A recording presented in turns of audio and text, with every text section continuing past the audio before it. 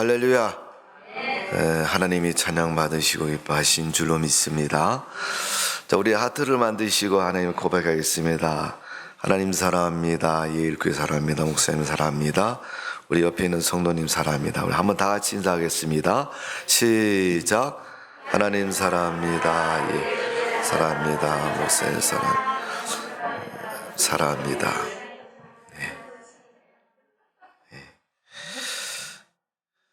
여러분의 사랑의 고백처럼 하나님의 은혜가 늘 충만하시기를 바랍니다. 하나님의 말씀은 1.1회이라도 틀림이 없습니다. 우리나라 말씀에 보면 입은 삐뚤어져도 말은 바라해라, 그런 말이 있는 것처럼 요즘 사람은 입은 바른데 말은 삐뚤게 하는 것이 너무 많습니다. 참 문제죠. 오늘 여러분, 우리가 하나님 말씀은 1.1획도 틀리지 않고 그대로 이루어지는 줄로 믿습니다. 여러분 믿은 만큼 믿어지는 거예요, 여러분. 내가 하나님 말씀 못 믿겠다 하면요, 믿음이 없는 겁니다.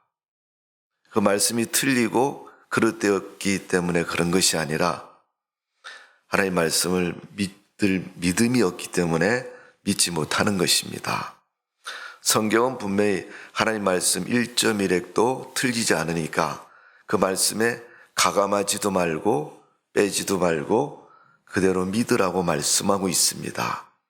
여러분 삶 속에 이런 믿음이 있어서 하나님의 축복을 누리는 성도의 믿음 되시기를 주님의 이름으로 축원합니다. 자, 오늘 이사야 9장에 있는 말씀을 읽었습니다. 이분은 예수님에 관한 예언의 말씀입니다. 이사야는 예수님 오시기 전 1000년 전에 선지자 이사야가 예언한 말씀입니다. 그러니까 1000년 앞을 내다보고 그때쯤 되면 오실 것이라는 것을 분명히 말씀하고 있는 거예요. 예언과 성취라는 제가 제목을 드렸는데, 예언이라는 말은 앞에 다가올 일을 미리 알거나 짐작하여 말해주는 것을 예언이다, 이렇게 표현하고 있습니다. 그래서 한문으로 표현하면 미리의 자에다가 말씀은 자를 씁니다. 또 성취라는 말인데, 성취는 목적을 이룬 것을 성취다, 이렇게 말하고 있습니다. 그래서 성취는 이룰 성자에다가 나아갈 취자를 씁니다. 그래서 이루기 위해서 나가는 것이 성취다. 그러니까 여러분, 미리 앞으로 일어날 사건에 대해서 말씀해 주었고 그 말씀이 그대로 이루어졌다는 것을 예언과 성취라고 말합니다. 자, 우리가 지난주에 사도행전 13장 말씀, 비시디아 안디옥 교회에서 사도 바울이 예수 그리스도에 대해서 소개를 했습니다. 그 사람들은 이방인이었고 또 초대교회 성도들입니다. 그들이 이스라엘 백성들처럼 역사적인 그리스도에 대한 근거를 가진 사람도 아니고 바울을 통해서 복음을 들었는데 그 복음을 정말 우리가 지식적인 역사적인 근거로 보면 우리 조상들의 이야기도 아니고, 그러니까 믿을 수 없는 거지만 하나님의 이적과 표적을 통해서 그들은 그 말을 믿게 되었고 하나님 말씀을 순종하고 따르게 된 것입니다. 어쩌면 그래서 그런지 모르지만 원래도 하나님 잘 믿다가 세상으로 빠지는 분들이 참 많습니다. 그렇다면 세상에 빠진 그들이 하나님을 믿게 되느냐? 하나님의 은혜 주셔서 돌아오게 하시고 믿게 하십니다. 그런데 중요한 것은 그가 돌아올 수 있는 환경과 처지와 문제 앞에 서지 않고서는 하나님께 돌아오지 않기 때문에 하나님은 그를 구덩이에서 건지실 때까지 그는 그 구덩이에서 어려움을 당할 것입니다. 이건 불행한 것입니다. 하나님을 믿는 성도는 잘 기억해야 돼. 내 믿음의 연속성이 분명히 있어야 됩니다. 기도도 했다 안 했다 그러지 마시고 한번 정하셨으면 그까지 하나님 부르신 그날까지 계속 되어져야 될 줄로 믿습니다. 신앙생활은 그렇게 하는 겁니다. 여러분, 공중을 나는 비행기가 목적지에 도착하지 않는데 저 태평양 한 바다 가운데 가서 야, 날아가다 보니까 너무 힘들다. 여기서 잠깐 쉬어가자. 여러분, 하늘 가운데 서서 쉴 수 있는 거 아니에요. 계속 진행해야 되고 목적지에 도착해서 착륙을 안착해야 그 비행기가 쉴 수 있는 것처럼 사람의 인생도 믿음의 삶도 그렇습니다. 하나님 나라 가는 그날까지 우리가 믿음으로 이루겠으면 그 믿음의 경주자와 같은 삶을 살아야 할 것이고 그 신앙은 계속 지속적으로 이루어져야 됩니다. 여러분의 신앙이 정말 그런 신앙이 되고 쉬지 않고 열심을 다하는 온전한 믿음의 삶이 이루어지기를 주님의 이름으로 축복을 드립니다. 하나님의 예언에 대한 말씀은 이사야 선지자를 통해서 이미 예언되어졌고 그 말씀의 성취의 시작은 바로 성경에 기록된 마태복음부터 시작이 되는 것입니다. 그래서 예수님의 탄생부터 시작한 것이 마태복음의 기록이고 그 복음의 4가지 모양으로 읽는 것은 4복음서에 기록이 되어 있는 것을 볼 수가 있습니다. 그래서 하나님 말씀은 예언되어지고 반드시 성취되어진다. 그렇게 하나님 말씀에 대해서 1.1핵도 틀림이 없다라고 말씀하고 있는 것입니다. 하나님은 이스라엘 백성들의 역사와 함께 하신 분이 하나님이십니다. 그래서 사도행전 13장 23절에 사도 바울이 예수님을 소개하면서 그런 말씀을 했습니다. 하나님이 약속하신 대로 이 사람의 후손에서 이스라엘을 위하여 구주를 세우셨으니 곧 예수라. 바울이 소개한 것처럼 이미 예언되어져서 하나님이 오래전부터 이스라엘 백성들 가운데서 이 사람 예수님을 준비하시고 세우셨다는 거예요. 그리고 그분을 소개하고 있습니다. 바울은 그 예수를 지금 비시대 안디옥 교회와 초대교회 성도들에게 전하고 있는 것입니다. 오늘 예수님은 이 땅에 오신 줄로 믿습니다. 그분은 십자가에 죽으신 줄로 믿습니다. 그분은 우리를 구원하시고 생명의 길로 인도하시고 축복해 주신 줄로 믿습니다. 예수님을 통해서 구원의 완성이 이루어진 것입니다. 그래서 이 예수님을 메시아다 이렇게 얘기합니다. 메시아라는 뜻은 기름 부음을 받은 자다. 구약에서 여러분 기름 부음을 받았다는 것은 특별한 의미를 가지고 있어요. 세 종류의 사람이 있는데 첫 번째는 선지자를 세울 때, 그 다음에는 왕을 세울 때, 그 다음에 제사장을 세울 때 기름 부음을 받습니다. 이는 하나님의 직임을 위해서, 하나님의 거룩함을 위해서 그들을 특별히 기름 부어 세웠다. 그렇게 말하고 있는 것입니다.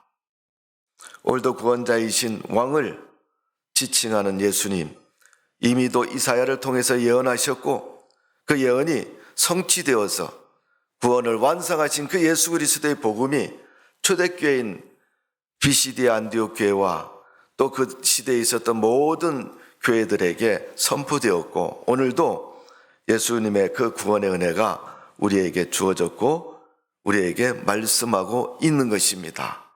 자, 우리가 예언되어진 부분에 대해서 한번 보면 예수님에 대한 예언은 3가지입니다. 첫 번째는 구원자이신 메시아로, 그러니까 기름 부음을 받은 메시아로, 메시아는 기름 부음을 받은 자라고 그랬는데 기름 부음을 받은 특별한 3종류는 뭐라 그랬어요?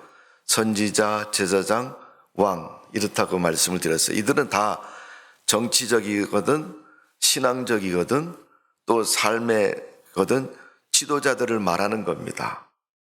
예수님이 이스라엘 온 인류의 신앙의 구원의 지도자라는 것을 가르쳐서 말씀하고 있는 것입니다. 그래서 그 예언의 말씀이 더 거슬러 올라가면 이미도 하나님은 창세기부터 그 말씀하고 계십니다. 창세기 49장 10절에 보면 주가 유다를 떠나지 아니하며 통치자의 지팡이가 그 발 사이에서 떠나지 아니하기를 실로가 오시기까지 이르리니 그에게 모든 백성이 복종하리라. 여러분, 이 부분은 어느 부분이냐 하면 창세기 49장은 야곱이 애굽에 갔습니다. 간 이유는 아들 요셉이 총리가 되었어요. 갈 수밖에 없는 이유는 먹을 것이 애굽밖에 없습니다. 그런데 바로가 이 야곱에게, 에서에게 요셉에게 뭐라 그러냐면, 총리인 요셉에게, 야, 너희 아버지 누구니? 내 형제는 어디 사니? 그래서 그들을 초청합니다. 야, 거기 살지 말고 지금 먹을 것이 있고 풍성한 이 애굽에 와서 살아라. 그러면서 바로가 자기 애굽에 있는 땅을 띄워서 너희 족속은 여기 와서 살아라. 그러면서 그 땅을 고센이라는 땅을 주었습니다. 그때 야곱이 70명을 이끌고 애굽에 가서 살게 되는데, 그때 야곱이 아들들을 모아놓고 마지막 축복 기도를 합니다. 그때 12아들 중에서 유다 지파에게 축복한 내용이 바로 창세기 49장 10절입니다.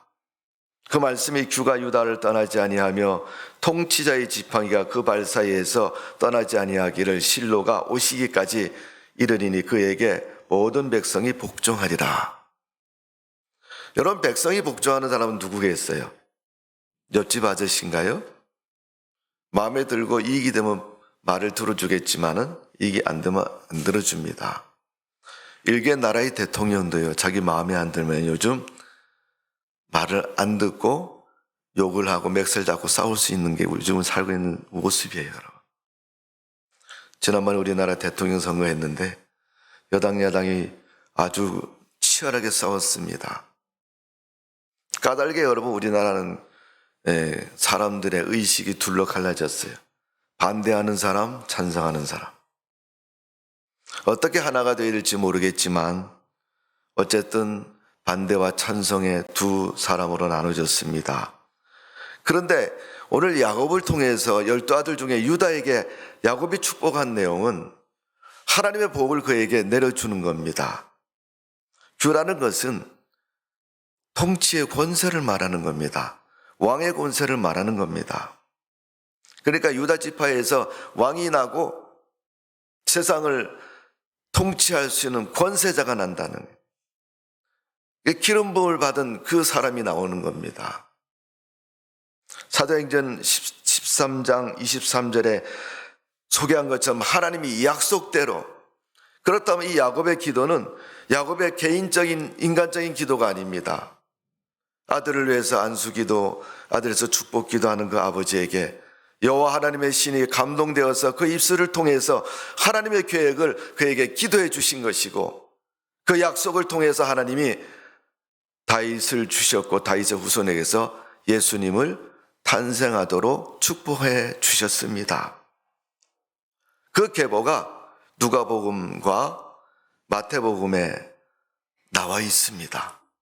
예수님의 계보는 마태복음에, 요셉과 마리아의 계보는 누가복음에 나와 있어요. 예수님이 어떤 역사를 거쳐서 이스라엘 다윗의 후손으로 오셨는가를 보여주고 있는 거예요. 하나님이 말씀한 대로 사실적이다. 사실이 되려면 사람들이 그렇잖아요. 어떤 아이가, 야, 우리 할아버지는 대통령 했어. 그러면 역사를 따져봐야죠. 너희 아버지 몇 년도에 살았냐, 언제 태어나서 언제 학교 다녀고 언제 대통령 했고 언제 죽었나. 그걸 기록된 역사를 통해서 보면 사실인가 아닌가를 대조해서 얘기를 하는 거죠. 하나님도 그리스도를 이 땅에 보내실 때 어느 날 갑자기 생각이 나셔서 그렇게 한 게 아닙니다. 제가 말씀을 드렸지만 이사야는 적어도 예수님 탄생하기 전 1000년 전에 예언된 말씀이에요.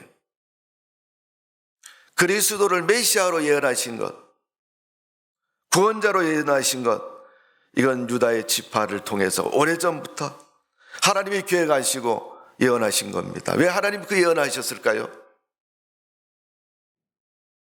아담과 하와가 하나님 말씀을 거역하고 에덴과 모든 세계를 망쳤으므로 하나님은 거기서 그들을 구원하셔야 되기 때문에 그 계획을 실천하기 위해서 메시아를 준비하시고 계획하시고 알려주시고 그 일을 이스라엘 역사 가운데서 실천하셨습니다.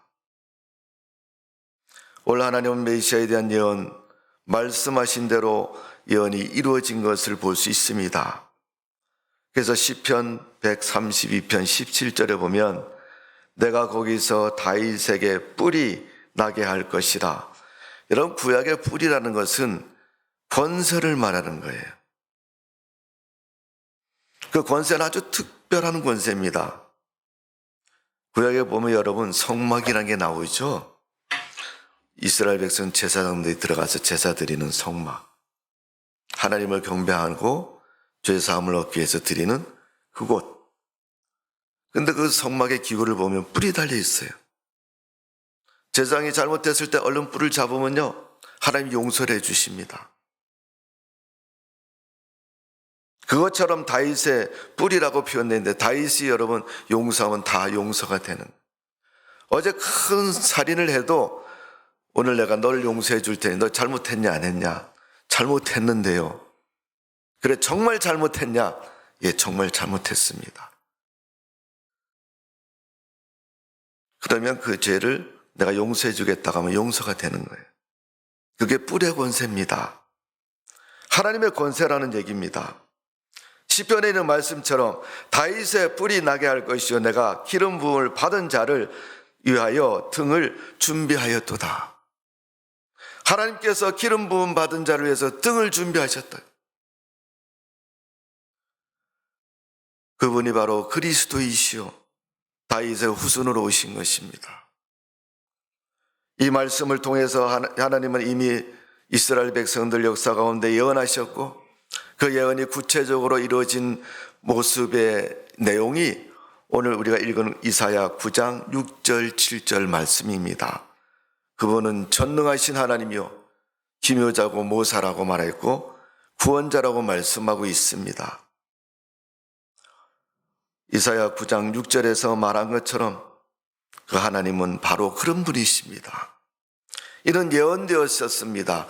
그분이 어떤 분인가를 예언하셨고, 두 번째 예언은 그분이 우리 인간의 몸으로 오시겠다. 이걸 성육신이라고 말합니다. 신학적으로 신이 사람이 됐다는 겁니다. 메시아가 이 땅에 올 것을 예언하셨고, 그분이 마리아를 통해서 태어났습니다. 우리는 사도신경을 읽으면서 날마다 그 사실을 고백하잖아요. 예수님 마리아를 통해 오셨죠. 우리를 구원하셨죠. 죄 용서하셨죠. 그분은 교회 안에 계시고 성령과 함께 동행하시며 오늘도 우리를 인도하시는 주님이시죠.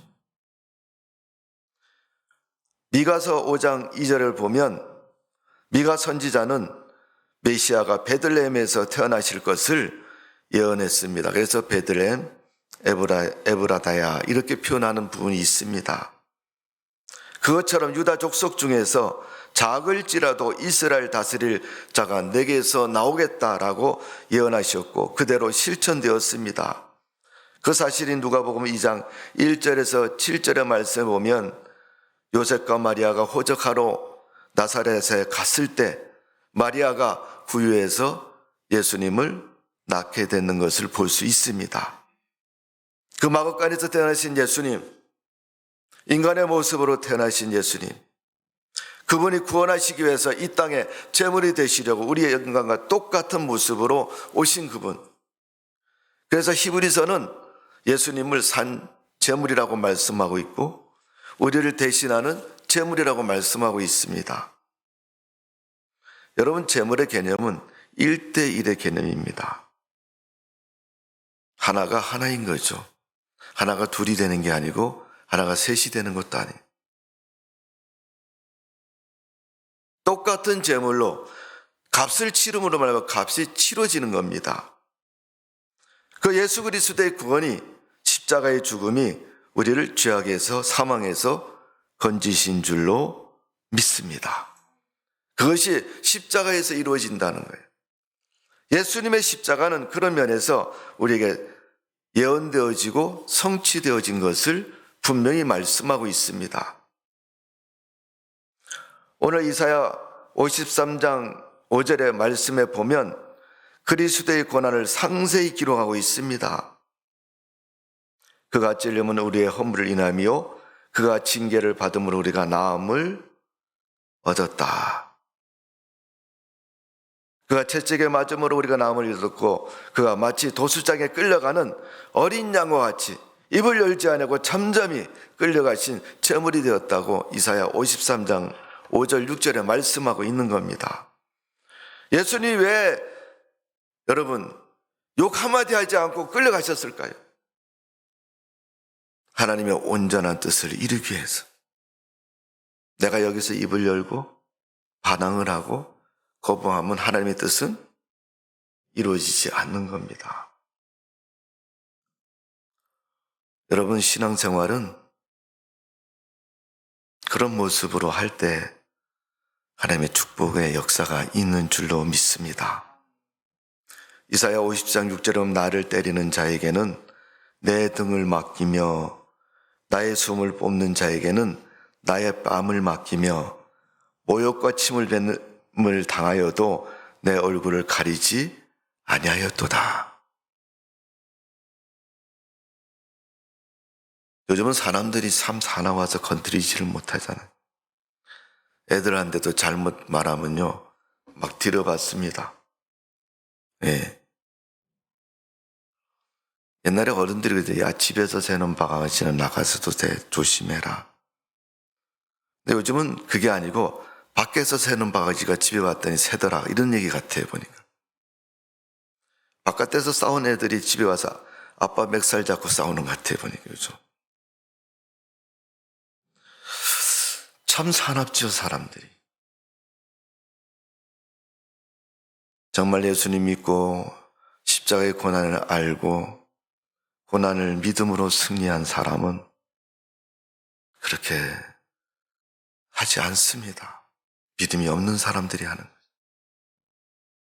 교회를 수년 동안 다녔는데도 여러분 어떤 신앙의 자세로 살아야 되는가를 모르고 사는 것. 육신적으로 이긴 것이 전부 이긴 것이라고 생각하는 건 여러분 잘못된 모습입니다. 예수님의 그 고난과 십자가의 모습을 이사야 선지자는 이사야 53장 4절에서 6절에 이렇게 표현하고 있습니다. 그는 실로 우리의 질고를 지고 우리의 슬픔을 당하거늘 우리는 생각하기를 그는 징벌을 받아 하나님께 맞으며 고난을 당한다 하였노라. 그가 찔림은 우리의 허물 때문이요 그가 상함은 우리의 죄악 때문이라. 그가 징계를 받음으로 우리는 평화를 누리고 그가 채찍에 맞음으로 우리는 나음을 받았도다. 우리는 다 양 같아서 그릇 행하여 각기 제 길로 갔거늘 여호와께서는 우리 모두의 죄악을 그에게 담당시키셨도다. 아멘. 예수님께 모든 죄악, 모든 고통을 담당시키셨다 그랬어요. 그런데 아직도 내가 내 죄악 속에서 허덕이고 있고 내 고난 속에서 벗어나지 못하고 있고 내 허물 속에서 아직도 허덕이고 있다면 그건 주님을 모르는 것이고 주님을 믿지 않는 것이고 주님을 배반한 사람의 모습인 것입니다. 오늘 하나님은 예수님에 대해서 예언하셨습니다. 적어도 이사를 통해서 아니면 그 전에 야곱 때부터 그 아들들의 기도를 통해서 이미 유다에게 그런 예언의 말씀을 하셨습니다. 하나님의 그 은혜가 어떻게 흐르는가를 우리는 알아야 됩니다. 야곱은 여러분 12아들이 있습니다. 첫 번째는 루벤이고 마지막 막내는 베냐민입니다. 근데 유다는 네 번째입니다. 창세기 읽다 보면 제일 큰 아들이 루벤인데 아버지의 축복을 받아서 그가 아버지의 모든 야곱의 모든 고난과 모든 축복을 누려야 됩니다. 그런데 성경은 이 루벤이 성적인 범죄를 범했다 그랬어요. 자기 아버지 작은 부인과 간음하는 동친을 범합니다. 그러니까 하나님이 너는 안 되겠다. 그 다음에 시몬과 레인인데 그 사람들은 세겜 족속과 싸울 때 사람들 너무 많이 죽였어요. 딸 디나가 하나 있는데 디나가 어떤 남자에게 강간을 당했습니다. 그러니까 그 족속을 씨를 말리려고 우리 족속은 할례받지 않은 인간들하고 상종도 안 해. 너네 디나하고 결혼하고 싶은 남자들 다 할례를 시켜라. 그래 놓고 할례받은 다음에 다 죽여버렸습니다. 하나님께서 그 피를 보시고 그들에게 하나님의 은혜를 주지 않습니다.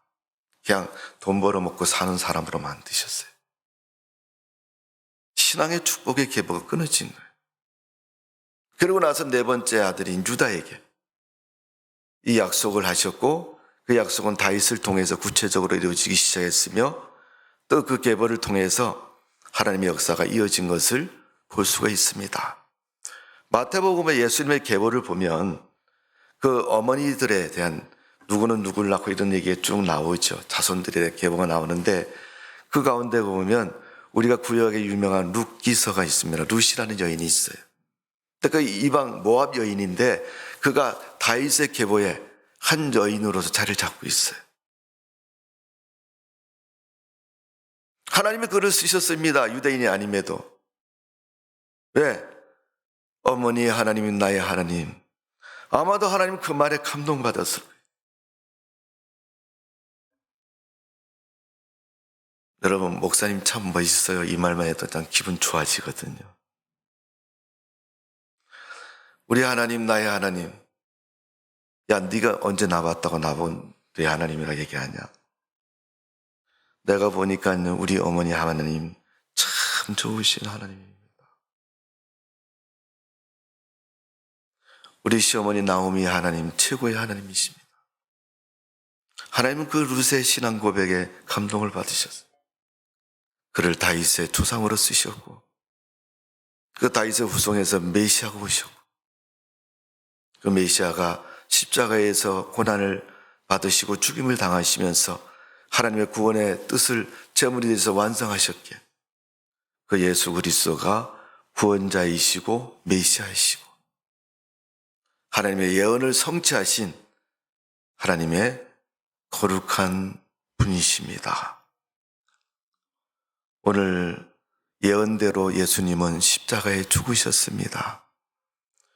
그 연약한 모습으로 돌아가시고 죽으시는 예수님을 이사야 53장에 양의 비유에서 말씀하고 있는 겁니다. 그가 찔림은 우리의 허물 때문이요. 그가 말 못해서 찔리고 당하고 가만히 있습니까? 성도 여러분, 사순절은 예수님의 이 고난을 생각하면서 믿음을 지키는 절기가 사순절 절기입니다. 매년 한 번씩 있는 절기가 아니라 이번 2022년 사순절에는 예수님의 고난에 한번 동참해 보십시오. 할 수 있는 걸 하는 것은 고난이 아닙니다. 할 수 없는 것도 하는 것이 고난입니다.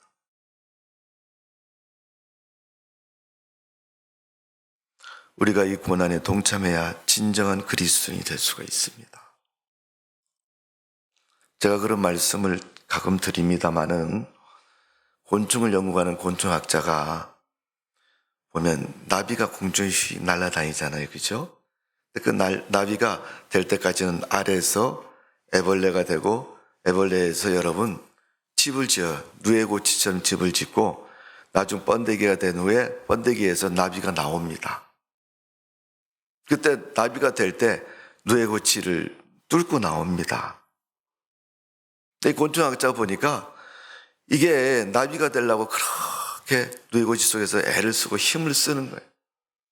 밤새도록 구멍을 내가 버시락하니까 이게 연구하는 분이 너무 안쓰러워서 그 누에고치를 가위로 싹둑 잘라줬대요. 그랬더니 나비가 날개를 탁 펴고 고치 바깥으로 나오더랍니다. 그런데 나와서 그 누에고치에 딱 붙어가지고 날아가지를 못하는 거예요. 근데 보니까 옆에 똑같은 나비가 하나 있는데 걔는 미처 못 봐서 잘라주지를 못하고 얘만 잘라줬는데 얘는 못 날아가는데 걔는 나오더니까 날아가더라는 거예요. 도대체 왜 저러지?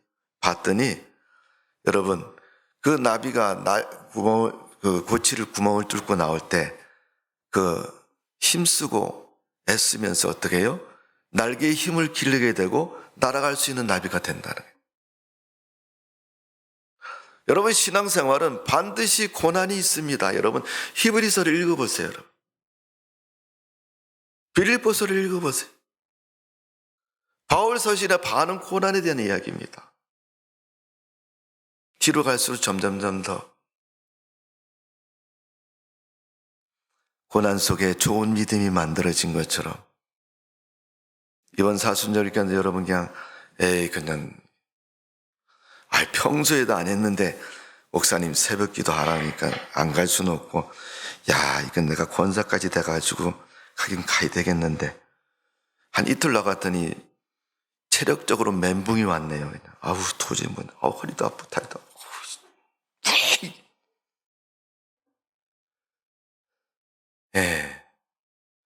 그래도 여러분 나오십시오. 정말 저 사람이 예수 믿는 것 때문에 나한테 별짓을 다 해도 그 사람 전도하고 싶어서 눈 감고 봐주고 애들이 마치 엄마한테 투정 보일 때처럼 그냥 다 받아주고 바보입니까 그걸 하게? 그 사람 건지려고만 하는 거지. 우리 하나님 화낼 줄 몰라서 여러분 세상 그대로 두고 계세요. 여러분. 사람 죽이지 않고 건지시려고 구원하시려고. 그래도 여러분 우리 인간 지구상에 한편에서는 전쟁이 있고 한편에서는 도둑질하고 한편에서는 돌이킬 수 없는 범죄 속에 빠져서 세상을 망치고 있지 않습니까? 세상을 사랑하신 하나님의 사랑을 좀 아십시오. 요한복음 3장 16절에 말씀하고 있지 않습니까? 하나님이 세상을 이처럼 사랑하사. 그 이처럼이 뭐예요? 자기 목숨을 다해서 사랑한 거예요, 여러분. 십자가에 죽여도 죽여라. 깡다구로 버티는 게 아니고 내가 죽어야 하나님의 구원이 완성되기 때문에 하나님이 세상을 구원하는 십자가가 되어지기 때문에 그 예수님은 당당히 십자가에서 죽으셨습니다. 그리고 우리를 구원하셨습니다. 그리고 그 고난을 받으셨습니다. 우리는 주님을 믿는 믿음의 성도들이고 믿음을 고백하는 성도들입니다. 여러분의 믿음 어떤 믿음입니까? 십자가에 죽으신 예수님의 고난처럼 주님을 섬기고 믿고 말씀대로 사는 믿음의 고난이 우리에게 있어야 됩니다. 세상이 어찌하든 우리에게 그 믿음의 고난이 있어야 온전한 믿음의 성도가 될 수가 있는 것입니다. 오늘도 그런 믿음으로 승리하시고 사순절 기간 동안 그런 믿음으로 하나님께 영광 돌리는 믿음의 삶이 되시기를 주님의 이름으로 축원합니다. 기도하겠습니다. 아버지 하나님, 준비하시고 세상에 이루셔서 완성하신 예수님의 그 고난과 아픔, 하나님의 뜻이었습니다. 하나님은 그리스도를 통해서 세상을 구원하셨고 지금도 세상을 구원하고 계십니다. 먼저 된 저희들이 믿음에 앞선 자로서 그 예수님의 고난을 감사하며 마치 형이 동생에게 말해주듯이 이렇게 하는 것이 신앙생활이라고 가르쳐 줄 수 있는 믿음의 성도가 되게 하여 주옵소서. 먼저 된 자로 나중될까 두려워하는 마음을 가지고 항상 신앙의 경계를 가지고 세상을 살아갈 수 있도록 도와주옵소서. 이 땅에 메시아로 오신 예수님 감사를 드립니다. 내 죄 때문에, 나의 잘못 때문에 당신이 십자가를 지셨고 못을 받으셨고 창에 찔리셨고 채찍에 맞으셨고 가시관을 쓰셨고 그 아픔과 고통 속에서 우리의 죄를 담당하신 예수님, 그 고난 앞에 겸허히 무릎 꿇고 눈물 흘려 기도하며 내게 찾아온 고난도 참고 이기고 믿음으로 극복해 나가는 우리의 신앙 되게 하여 주옵소서. 감사와 영광과 찬양을 돌려드리며 예수님의 이름으로 기도하옵나이다. 아멘.